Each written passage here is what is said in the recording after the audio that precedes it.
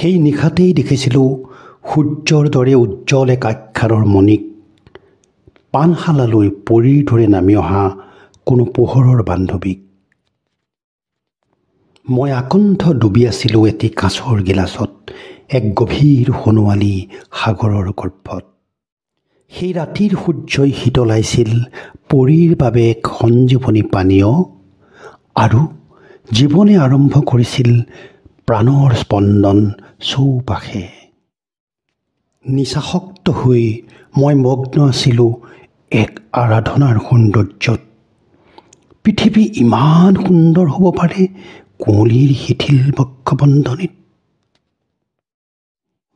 দুপাহ মাখন ফুলৰ সুবাসে ভয়ংকৰ আক্ৰমণ কৰিছিল মোৰ চকুৰ মণিক আৰু এনেতেই সৰগৰ মঞ্চৰ পৰা এগছি বন্তিৰ পোহৰত সুৰ হৈ নামি আহিল কোন মায়াবিনী।